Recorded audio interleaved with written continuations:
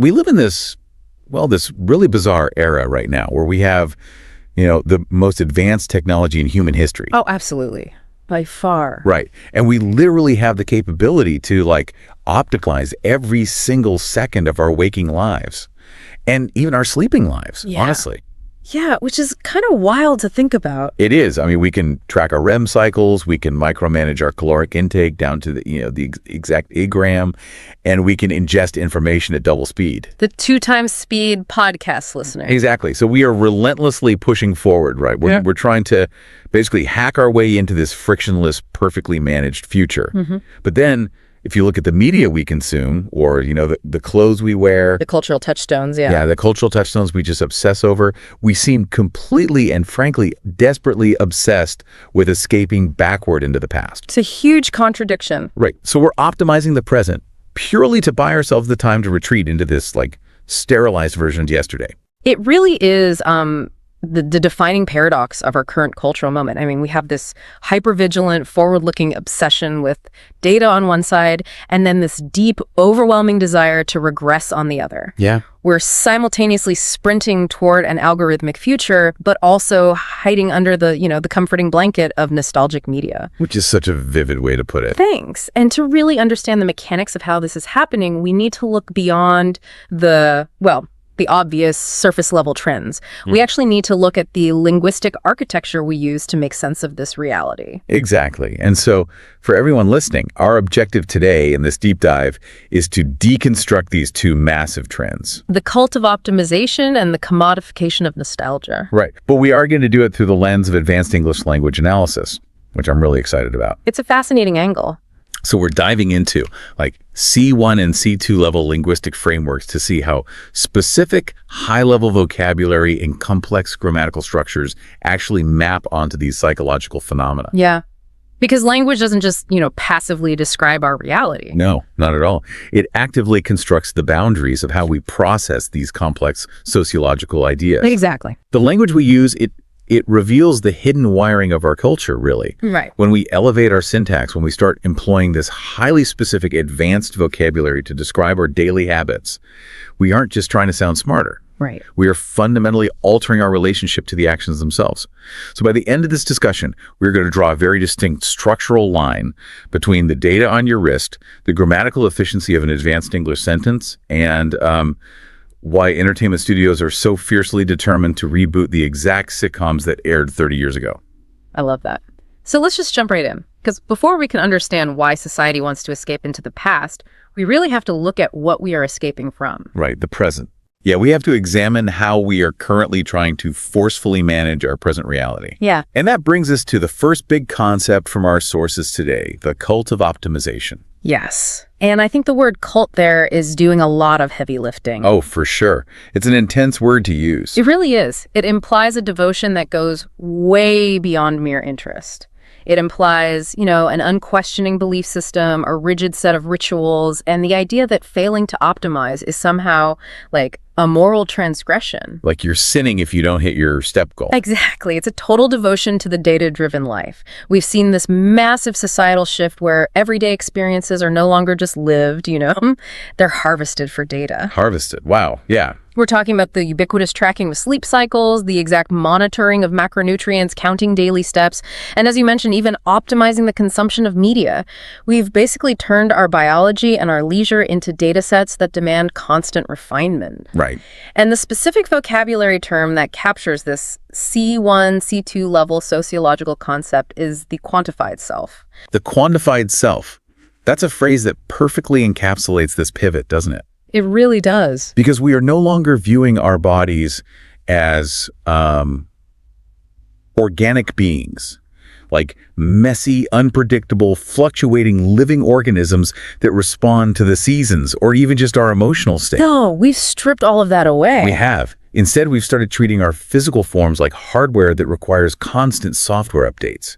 We're endlessly searching for the patch or the behavioral hack or the optimization protocol that will make the flesh and blood machine run just a fraction of a percent more efficiently. Yeah, and when you view the self purely through that lens of quantifiable metrics, you inevitably alter your somatic awareness. Somatic awareness, meaning like our ability to feel our own bodies. Exactly, your ability to actually feel and interpret your own physical sensations. There's this deeply illustrative anecdote in the sociological materials we're looking at today. It details a dialogue where a person makes what they consider to be a radical confession. Okay, I remember this. Yeah, they say they took off their smartwatch, placed it in a drawer, and officially abandoned the quantified self movement. Which is fascinating, right? Because taking off a watch shouldn't feel like a radical act of rebellion. Right, it's just a piece of jewelry, basically. Exactly. But within the doctrine of this cult, it is a total rejection of the faith. Yeah. And the reasoning this person gives for abandoning the technology gets right to the heart of this somatic disconnect you mentioned. Yeah, it's a great example. They describe this recurring phenomenon where they would wake up in the morning naturally feeling perfectly rested, energetic, and just ready for the day. Oh, great. The best feeling. Yeah. But before doing anything else, they would check the companion app on their phone to see their algorithmic recovery score. Right, and the app would display a profoundly low number. Yes, like a 20% recovery or whatever. And immediately upon seeing that low metric, the person would suddenly physically feel exhausted. Which is just incredible. It is. The biological reality of feeling rested was completely and instantly overwritten by the digital metric. The number on the screen became more authoritative, more real than their own internal physical sensation. Yeah, it completely bypassed their actual lived experience. It's like letting a weather app tell you it's raining, and you're feeling genuinely gloomy about the rain, when you can literally look out your own window and clearly see the sun shining. That's a perfect analogy. It's just a complete surrender of our physical intuition to an external algorithm. It really demonstrates the incredible power of technological suggestion. I mean, they were allowing an algorithm to dictate their physiological reality. But, I think it is worth examining the mechanism here. Okay, how so? Well, the technology itself, the sensors measuring heart rate variability, baseline temperature, movement, it isn't inherently malicious. No, it's just hardware. Right. It's simply a tool providing a raw measurement. The core issue we run into is a concept deeply embedded in both economics and advanced psychological analysis, which is the idea of diminishing returns. Okay, I see where you're going with this, but let me play devil's advocate for just a moment here. Please do. Isn't it possible that our human ability to interpret our own bodily signals is actually incredibly flawed? Oh, without a doubt. I mean, we drink too much caffeine, we ignore chronic stress, we sleep poorly, and we tell ourselves we feel fine because we've just normalized feeling terrible. We adapt to feeling bad, yeah. Right. So in that context, the algorithm isn't overriding reality. It's actually piercing through our own self-deception to show us the objective truth of our biological state. Like, maybe the data is right, and our feeling of being rested is just an adrenaline spike that's masking deep fatigue. That is a very valid counter perspective, and honestly, it highlights exactly why these tools gain so much traction in the first place. Because they work, right? Initially, yes, the data intervention is genuinely insightful and highly actionable. Seeing objective proof that, late-night alcohol consumption completely destroys your REM sleep architecture, that can force a necessary behavioral change. Right, it's a wake-up call. Exactly. That is the upward curve of the return on investment. The technology works as intended to correct our flawed self-perception, but the concept of diminishing returns dictates that eventually the effort required to maintain this level of tracking begins to outpace the physiological benefit. Oh. You cross a threshold where the tool stops being a corrective lens and becomes a source of ambient, low-grade hypervigilance. The anxiety of the metric overtakes the benefit of the behavior. Precisely. The psychological cost of constantly monitoring the data begins to cause more stress than the physical optimization actually prevents. Wow, yeah. And the person in the anecdote provides a painfully relatable example of this exact threshold. They found themselves refusing a casual evening walk with a friend. I remember this part. It's so sad. It is. The reasoning wasn't that they were too tired or that they didn't want to see the friend. They refused because they were terrified that the mild, unstructured physical exertion of an evening walk would negatively impact their recovery metrics for a scheduled run the following morning. Which is just It perfectly illustrates the absolute absurdity we reach when optimization becomes the sole operating system for a human life. Yes. Because the overarching goal of fitness tracking is presumably to facilitate a healthier, fuller, more capable life, right? You would hope so. Yeah. Yet in this instance, the tracking mechanism actively prevented the person from engaging in healthy, joyful, spontaneous human connection. The metric entirely defeated the fundamental purpose of the activity. It did. It completely cannibalized the actual living part of life. Exactly. It stripped the intrinsic value out of movement and replaced it with this, like, transactional value based on a future algorithmic score. And that leads to a phrase in our source material that I find particularly striking. The author says we are outsourcing our intuition to silicon chips. Outsourcing our intuition to silicon chips. That is such a powerful phrase. It really is, because intuition is our innate, deeply evolved internal understanding. It's our ability to synthesize millions of subconscious physiological signals into a cohesive feeling of readiness or fatigue. Right. It's our gut feeling. Yeah. And by relying entirely on the wearable tech, we essentially fire our internal capacity for self-regulation and hire a third-party processor to do the job for us. It's a profoundly alienating concept, honestly. And while we definitely must acknowledge that for individuals managing specific medical conditions, this sort of rigorous data collection can be genuinely life-saving. Oh, of course. Absolutely. But for the vast majority of the population, it just devolves into a distinct form of modern burnout. It is an exhaustion born not from physical labor, but from the relentless cognitive load of trying to hack our own biology. Yeah, that constant mental math. Right. The pursuit of marginal gains, squeezing out that extra 1% of efficiency, it eventually just consumes the joy of simply existing. Which creates this intense psychological pressure cooker. We are optimizing our physical forms to navigate the present, but as we do, we begin to crave efficiency in every other domain of our lives, too. It bleeds over. Exactly. The desire to strip away friction, to make everything faster and more streamlined, inevitably bleeds into the way we communicate. And this brings us to a really fascinating intersection between our cultural obsession with optimization and the actual structural mechanics of advanced English. I love this transition, because this is where we bridge the gap between hacking our biology and hacking our syntax. Yeah. Just as we use technology to streamline our physical output, native English speakers naturally utilize specific, highly complex grammatical structures to streamline their linguistic output. They basically hack their sentences to make speech more fluid, sophisticated, and ruthlessly efficient. Ruthlessly efficient is exactly the right way to put it. The primary mechanism for this in C1 and C2 level English is the participle clause. The participle clause. Yes, it is a hallmark of advanced fluency. Fundamentally, a participle clause is a structural tool used to compress information. It allows a speaker to combine complex ideas, expressing cause, time, or condition without relying on standard heavy conjunctions. So words like because, or after, or since. Right. It eliminates the need for those words, which in the context of advanced fluency act as unnecessary friction. Okay, let's actually look at the architecture of this friction, because I think it helps to hear the difference. If we take a standard, say, intermediate level sentence structure, it usually requires grammatical scaffolding to hold the ideas together, right? Yes, lots of structural support. For example, if I say, because he was plagued by anxiety, he sought comfort. It is a perfectly functional sentence.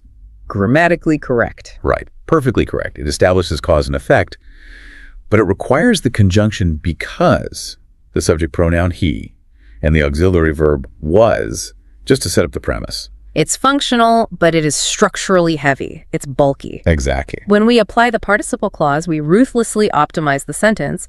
We strip away the scaffolding. The advanced version becomes plagued by anxiety, he sought comfort. Plagued by anxiety, he sought comfort. I mean, the difference is immediate. We completely drop the because, we drop the pronoun, and we drop the auxiliary verb. We just dive straight into the action state. Exactly.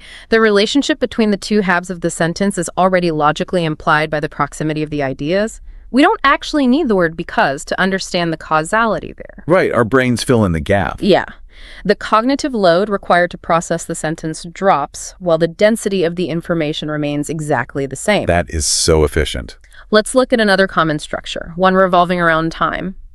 A standard sentence would be, after I realized the truth, I left. Wait, okay. After I realized the truth, I left. And the optimized C1 or C2 version using a perfect participle would be, having realized the truth, I left. Perfect. We eliminate the temporal conjunction after and the subject pronoun I, and we just compress the whole timeline into a single fluid phrase. And the reason this is so heavily emphasized in advanced language analysis, I mean, this is why examiners for tests like Cambridge or IELTS actively listen for these structures. It demonstrates absolute dominance over the language. Dominance. I like that. It proves the speaker is no longer just stacking basic building blocks to make a point. They are sculpting the language, actively removing the negative space to elevate the tone from conversational to highly academic and professional. It creates this illusion of complete objectivity and unstoppable momentum in the argument. Exactly. But wait, let's critically examine this pursuit of linguistic efficiency for a second. If we draw a parallel back to the biological optimization we were just discussing, the smartwatch in the drawer. The threshold of diminishing returns. Yes, there was a clear point of diminishing returns where hyper-efficiency became robotic and alienating. So if we strip away the grammatical glue of a sentence, if we remove the conjunctions and the pronouns that typically ground our speech in a conversational rhythm, don't we risk sounding like machines spitting out data? That is a phenomenal tension to explore. Like, does removing the structural humanity of a sentence actually make it flow more naturally, or does it just make it colder? Does extreme efficiency inevitably lead to a loss of humanity? It's a great question. And in the realm of advanced grammar, the paradoxical answer is that this structural optimization actually brings the language closer to the natural state of human cognition. Oh, really? How so? Well, when we experience complex thoughts or intense emotions, our brains do not process them in perfectly structured, conjunction-heavy sentences. We process them as simultaneous states of being and immediate reactions. Ah, I see. We experience the feeling and the action simultaneously, not sequentially. Exactly. We don't think, because I am currently experiencing the state of being plagued by anxiety, I will therefore seek comfort. Right. Nobody thinks like that. No. We simply feel the anxiety and react. Plagued by anxiety, sought comfort. By removing the clunky structural words, the language drops the artificial plotting rhythm of a textbook and mimics the rapid associative speed of actual human thought. That is fascinating. It achieves an academic elegance that is highly sophisticated yet deeply reflective of our internal cognitive pace. It's the difference between describing a process and inhabiting a state of being. Beautifully put, yes. And we can actually utilize this exact grammatical structure to pivot into the next major societal trend we need to unpack. We can say, overwhelmed by the modern burnout of optimization, society's desperately looking for an escape hatch. A textbook deployment of the participle clause. Thank you. Creating a seamless causal transition. And the causality here is vital. We are not looking at these two trends in isolation. No, they're completely connected. The sociological data suggests they are a direct reaction to one another. The hypervigilance required to maintain the quantified self, the sheer exhaustion of trying to hack our biology and our productivity to survive the present, has created a collective burnout so profound that we're desperate for a retreat. We just want out. Yeah. Wow. We cannot retreat into the future because the future is the source of our anxiety. So we seek refuge in the past. Which ushers in the phenomenon we refer to as the commodification of nostalgia. We transition from this intense desire to control the present to a widespread, eager submission to decades gone by. And the landscape of our current pop culture makes this undeniably clear. Oh, it's everywhere. If you look at the major theatrical releases, the multiplexes are dominated by remakes, reboots, and legacy sequels. The fashion industry is endlessly recycling 90s and early 2000s aesthetics. Yeah, the baggy jeans are back. They are. And streaming platforms, they invest their heaviest capital into reviving sitcoms that ended decades ago. The analytical term used to describe this overarching environment is cultural stagnation. Cultural stagnation. That is a heavy term. It is. Because it implies a society that has lost its forward momentum. The water's no longer flowing right. It is pooling, sitting still, and slowly gathering moss.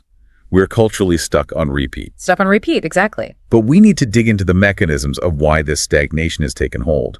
Because it isn't just a random shift in consumer taste, is it? No, not at all. There is a rigid economic architecture supporting this, paired with a very fragile psychological state driving the demand. So let's tackle the economics first. Why is the machinery of culture entirely focused on the rearview mirror? Well, the economic analysis points to an environment of extreme risk aversion. Risk aversion, meaning they don't want to lose money. Exactly. The corporations and studios that fund mass culture are operating in a highly volatile landscape, and their primary directive is the protection of profit margins. Producing original art is inherently dangerous from a financial perspective. Because you just don't know if people will like it. Right. The dialogue we are analyzing asks a very blunt, pragmatic question. Why would a studio gamble hundreds of millions of dollars on a brand new intellectual property, an original story with unknown characters, when they can leverage a pre-existing fan base? Yeah. It is the pursuit of a guaranteed return on investment. If a studio greenlights a project featuring a character that audiences already loved 20 or 30 years ago, the most expensive hurdle, convincing the public to care, is already cleared. The marketing infrastructure is built in. Exactly. The emotional buy-in is pre-secured. But looking at the critique of this model in our sources, it is described as being creatively bankrupt. Yeah, creatively bankrupt is a severe indictment. It really is. It suggests that the institutional capacity for original thought has completely atrophied. The studios are no longer in the business of creating culture. They are in the business of harvesting it. Harvesting it, wow. This is the literal commodification of nostalgia. They are taking the personal, intangible, emotionally resonant memories of our youth, packaging them into highly polished, focus-grouped products, and selling them back to us at a premium. It's like taking our collective memory and running it through a flattering, smoothing social media filter before projecting it back onto the screen. That's a great way to think about it. Right. We are being sold a highly curated, artificial version of our own past. But again, I want to push back on this narrative of the malicious, calculating studio executives forcing this derivative content down our throats. Okay, let's hear the pushback. Are the studios actually the architects of this stagnation? Or are they simply responding with perfect economic efficiency to our own organic, desperate demand for comfort? I mean, if the audience rejected the reboots, the studios would stop making them. We must be the ones driving this market. And that is the crucial pivot from economic reality to the psychological reality. Right. The studios are merely supplying a deeply entrenched demand. To understand why the audience is so hungry for derivative content, we have to look at the psychological drivers fueling this mass regression. So what's driving it? The sociological analysis isolates 4 compounding factors: unprecedented global anxiety, widespread economic instability, a relentless and alienating pace of technological change, and the lingering unprocessed trauma of a global pandemic. Wow. When you lay it out like that, I mean, the sheer weight of those 4 pillars, it fundamentally recontextualizes our media consumption. It explains a lot, doesn't it? It really does. We have an economy that feels incredibly fragile. We have technological advancements in artificial intelligence that threaten to upend our understanding of labor and reality at a pace we cannot cognitively process. And we just have this baseline level of global anxiety that has become the background radiation of our daily lives. Background radiation, I like that. Exactly. The cognitive load required simply to exist in the present moment is overwhelming. And this is where we can apply another participle clause to perfectly capture the dynamic. Oh, what's that? Overwhelmed by the compounding crises of the present, society seeks refuge in a sanitized version of the past. A sanitized version of the past. The word sanitized is absolutely essential here. It is the key to the whole thing. Because there is a profound irony in our cultural yearning for eras like the 1980s or 1990s. Yeah. When you actually examine the historical reality of those decades, they were not the simple, idyllic, frictionless utopias we pretend they were. Not at all. They were rife with their own massive geopolitical anxieties, economic recessions, and social crises. We are not nostalgic for the objective reality of the past. We are nostalgic for a curated illusion. Right. Historical accuracy is completely irrelevant to the mechanism of nostalgia. The desire is not for truth, the desire is for relief. Relief from the present. Yes. And that brings us to what I consider the most devastatingly accurate phrase in this entire analysis. The source says, nostalgia is an emotional anesthetic. Nostalgia is an emotional anesthetic. That fundamentally reframes the whole conversation. It does. Because we typically think of nostalgia as this warm, harmless sentimentality, just looking back fondly. But an anesthetic is a medical intervention. It's clinical. Yeah, it's a chemical agent designed to sever your connection to your physical nervous system so you do not feel the trauma being inflicted upon your body during a procedure. It is a mechanism of profound numbing. Yes. It's about blocking pain. When people queue up for the fourth reboot of a childhood franchise or binge watch a sitcom they have already seen 5 times, they are not seeking intellectual stimulation or artistic challenge. No, they just want to turn their brains off. Exactly. They are self-administering an anesthetic to numb the psychological pain of the 2020s. Familiarity is the active ingredient in this drug. Familiarity is the active ingredient. Wow. Because familiarity provides a guarantee of safety. The future is an unmapped minefield of uncertainty, and the present is an exhausting, hyper-optimized sprint just to stay in place.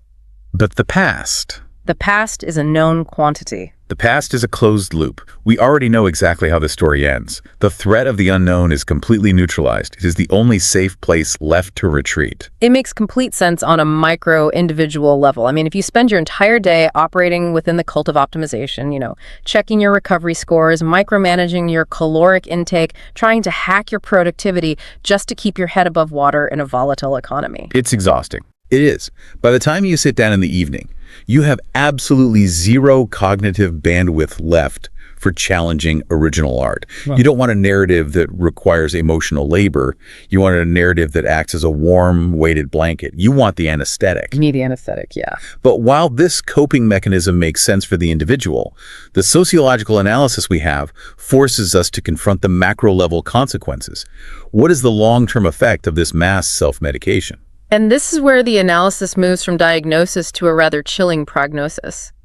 We have to look at the legacy of a derivative culture. The legacy. Yeah. If the dominant mode of cultural production for an entire society is simply the recycling of old ideas, if we are fundamentally oriented entirely backward, what happens to the trajectory of the future? Right. And the text confronts this with a concept we can define as the missing century. The missing century. It poses this historical hypothetical, right? Fast forward 100 years.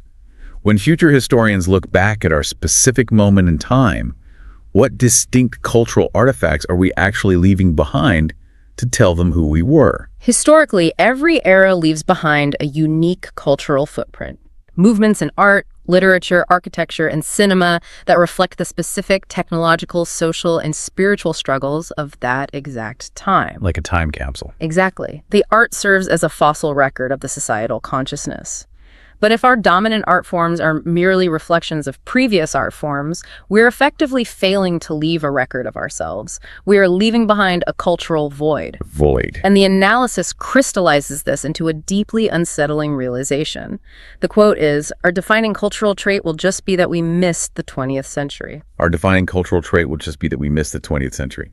Meaning, we were so traumatized by the 21st century that we spent all our resources pretending we were still living 30 years in the past. Yeah, we're hiding. The historians won't find the unique voice of our generation. They will just find a mountain of evidence proving how desperately we missed the 1990s. We risk being remembered only for our lack of original contribution, for our total surrender to cultural stagnation. It's a bleak thought. It is bleak. But I have to challenge this premise one more time, if you don't mind. Go for it. Is it possible that we are being too cynical about the nature of derivative art? Okay, what do you mean? Couldn't a strong argument be made that these endless reboots are our unique artifacts? If a future historian excavates 10 slightly different reboots of the exact same superhero movie, produced over a 20-year span, doesn't that repetition itself tell them a profound truth about us? I see what you're saying. Doesn't the derivative, risk-averse nature of our media perfectly, accurately capture the specific anxiety and stagnation of our era? The medium is the message, right? That is a highly sophisticated semiotic defense of our current landscape. You are arguing that the pathology itself is the artifact. The endless recycling, the desperate clinging to the familiar, the prioritization of intellectual property over original thought. All of that perfectly encapsulates the unique neuroses of our time. It is a valid historical interpretation. But there's a catch. Yes, there is a catch. However, while it may be historically accurate, it remains a profoundly depressing reality to inhabit. Fair point. Because it implies that we have accepted our role as passive consumers of our own recycled memories, rather than active participants in creating a new cultural paradigm. It implies a total societal surrender to the cycle of optimization and numbing. And that cycle is the ultimate synthesis of everything we've unpacked today, isn't it? It really is. We have these two massive forces, the cult of optimization and the commodification of nostalgia. On the surface, they look like opposites. One is obsessed with the future, the other with the past. One demands rigorous discipline, the other offers passive comfort. But they are deeply connected. They are a symbiotic loop. We are so terrified of the instability of the present that we treat our bodies like biological machines, obsessively tracking our data, hacking our syntax, and optimizing our behaviors just to ensure our survival. We have to keep up. Right. And because that optimization is so thoroughly exhausting and frankly so entirely devoid of joy, we require a massive dose of emotional anesthetic to recover from it. We optimize to endure the present, and we numb ourselves with the past to recover from the optimization. It is a closed loop of hypervigilance and regression. But, the analysis we are reviewing doesn't simply leave us trapped in this cycle. My goodness. Right. It concludes with a very quiet, remarkably simple alternative. Amidst all the heavy sociological theory, the speaker in the dialogue suggests a modest form of rebellion. What's the rebellion? They simply say, maybe we should go watch an indie film this weekend instead of the new superhero reboot. It sounds almost too simple to be profound, honestly. I know, it does. But within the context of our discussion, it is a genuinely radical proposition, suggesting an indie film or reading a new author or engaging with a piece of art that doesn't have a built-in fan base or a guaranteed return on investment. That is a way of breaking the loop. Exactly. It breaks the cycle. It is an invitation to engage with a truly novel idea in the actual present moment. It means stepping away from the data-driven optimization of the future and refusing the anesthetized comfort of the past in order to sit with something completely unfamiliar. Yes. It is a small, deliberate act of defiance against both the quantified self and cultural stagnation. Engaging with original art requires cognitive friction. Friction, meaning it's not perfectly smooth or easy. Right. It might be uncomfortable, it might be challenging, and it might not provide the immediate frictionless comfort we have been conditioned to crave. But enduring that friction is deeply necessary if we are ever going to snap out of our cultural stagnation and begin generating genuine, forward-looking artifacts of our own. We have to do the work. We do. It is the only way to re-engage our outsourced intuition. Wow. So we have charted an incredible path through the architecture of these ideas today. We started by examining the hypervigilance of the quantified self, looking at the profound somatic alienation that occurs when we outsource our internal physical intuition to silicon chips. All in the relentless, exhausting pursuit of marginal biological gains. Exactly. And from there, we mapped that desire for efficiency onto the very grammar we use to communicate. We broke down how the deployment of participle clauses allows speakers to strip away structural friction, achieving a kind of academic elegance that perfectly mirrors our optimized cognitive state. Yes. And we used that structural bridge to cross over into the creatively bankrupt landscape of modern media, where we discovered that our cultural stagnation is entirely driven by risk-averse economics. And of course, our own desperate psychological need for an emotional anesthetic to soothe the compounding anxieties of the modern world. It is a remarkably cohesive diagnosis of our collective condition, hidden right there in the vocabulary and grammatical frameworks of advanced language learning. It really is amazing how language reveals all of that. Which brings us right back to you, listening to this right now. Yeah. You are navigating this exact friction every single day, balancing the need to be productive and informed with the deeply human need for comfort and rest. It's something we all struggle with. So as we wrap up this deep dive, we want to leave you with one final lingering question that builds on the foundation of everything we've discussed. If we are spending all of our available energy meticulously tracking our data and optimizing our routines to secure our future, Yes. and we are spending all of our remaining leisure, time-consuming, derivative, nostalgic media to safely relive our past, Right. then when are we actually allowing ourselves the friction and the vulnerability to simply exist in the present? That is a question that requires genuine, unoptimized reflection. It really does. Thank you so much for joining us as we unpack this today. We hope we give you a new lens through which to view your own routines and the media landscape around us. Keep exploring, keep questioning the systems and the language that shape your reality. We will be right here next time for another deep dive.